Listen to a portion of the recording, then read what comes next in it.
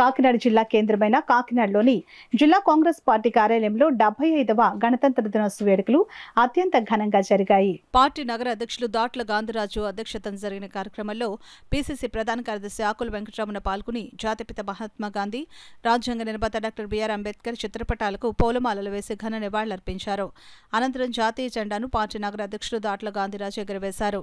ఈ సందర్భంగా పీసీసీ ప్రధాన కార్యదర్శి ఆకుల వెంకటరమణ, పార్టీ నగర అధ్యక్షుడు Datla Gandhiraju, INTUC Kakinada rural city అధ్యక్షులు తాళూరు రాజులు మాట్లాడుతూ ప్రతి ఒక్కరికి గణతంత్ర దినోత్సవ శుభాకాంక్షలు తెలిపారు. ఈ కార్యక్రమంలో పార్టీ నాయకులు కుక్కల పోతిరాజు, కోల ప్రసాద్ వర్మ, కంబం రాజుబాబు, పులగల రాజు, తుమ్మలపల్లి వాసు, పిట్ట అర్జున్, పూలశెట్టి శ్రీను, రమణమూర్తి, గోవిందు, బొజ్జ ఐశ్వర్య, ఫకీర్ రాజు, షేక్ కరీముల్లా తదితరులు పాల్గొన్నారు. కాంగ్రెస్ పార్టీ కార్యాలయంలో ఘనంగా నిర్వహించుకోవడం జరిగింది. 1950 జనవరి 26న అమల్లోకి వచ్చినటువంటి భారత ముసాయిదా కమిటీకి ఆనాడు చైర్మన్గా ఉన్నటువంటి డాక్టర్ బాబాసాహెబ్ అంబేద్కర్ గారికి ఈరోజు పూలమాలలేసి నివాళులర్పించి, అదేవిధంగా మన జాతిపిత మహాత్మా గాంధీ గారికి నివాళులర్పించి జెండాను ఆవిష్కరించడం జరిగింది. ఈ దేశంలో గడిచినటువంటి 70 సంవత్సరాలుగా ఈ దేశంలో ఆనాడు బాబాసాహెబ్ అంబేద్కర్ గారు రాసినటువంటి రాజ్యాంగం ద్వారా ఈరోజు పేద ప్రజలు హక్కులు పొందుతున్నారు అనంటే కేవలం ఆయన ఘనత. ఈరోజు ఆయన స్మరించుకోవాల్సినటువంటి అవసరం ఉంది. ఈ 75 సంవత్సరాల్లో ఈ దేశం సజావుగా సక్రమంగా పాలన జరుగుతుంది అని అంటే పార్లమెంటుకి పుణ్యాధికారాలను, అదేవిధంగా రాష్ట్రాల పుణ్యాధికారాలను కట్టబెట్టి అన్ని కూడా విషయం చెప్పినటువంటి ఘనత భారత రాజ్యాంగం స్ఫూర్తి ద్వారా నేటికి కూడా వర్ధిల్లుతుంది అని.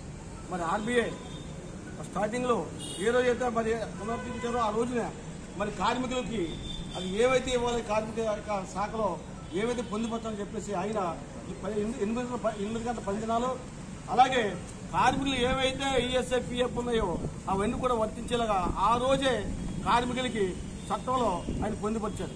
అందుకని మేము ఐఎన్టీసీగా ఎప్పుడు కూడా మేము అంబేద్కర్ స్మరించుకుంటాం. అలాగే గాంధీ గారు కూడా ఐఎన్టీసీ స్థాపకులైన 1947 మే 3వ తారీఖున ఆయన స్థాపించారు ఐఎన్టీసీ, కాంగ్రెస్ పార్టీకి తండ్రిగా.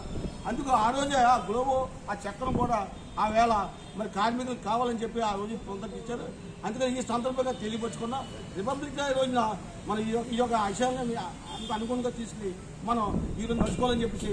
అలాగే కాంగ్రెస్ పార్టీని చాలా చిన్న చూపుగా చూస్తుంది. మేము ఒకటే చెప్తున్నాం ఈ సందర్భంగా, ఈ దేశంలో స్వాతంత్రం వచ్చిన తర్వాత కాంగ్రెస్ పార్టీ ఎన్నిసార్లు అధికారంలో ఉంది, భారతీయ జనతా పార్టీ ఎన్నిసార్లు అధికారంలో ఉంది. కాంగ్రెస్ పార్టీ అధికారంలో ఉన్నప్పుడు ఏమేమి అభివృద్ధి చేసింది, ఇప్పుడు ఉన్నటువంటి బీజేపీ ప్రభుత్వం ఏం చేసింది, ఇదంతా చూస్తుంటే చాలా ఆశాస్పదంగా ఉంది.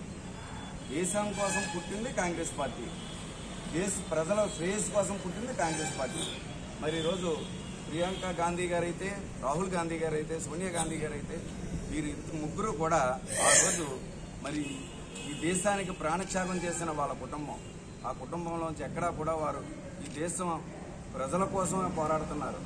వాళ్ళకి ఏ అఘాయిత్యం జరిగినా కూడా వాళ్ళకి లెక్క లేకుండా, ఎందుకంటే ఈ దేశం కోసం మనం పుట్టాం, మనం ఈ దేశం కోసమే పోరాడాలి, ఈ దేశం కోసమే మనం ప్రాణత్యాగం చేయాలన్న ఉద్దేశంతో వారు ముందుకు వెళ్తున్నారు. ఏదేమైనప్పటికీ ఈరోజు మనం ఈ దేశంలో భారతదేశానికి ఒక గొప్ప శుభదినం. ఎందుకంటే ఇటువంటి మరి గణతంత్ర దినోత్సవం చూసుకునే మనకి ఈ అవకాశం ఇచ్చినందుకు మీ అందరికీ కూడా నా ధన్యవాదాలు.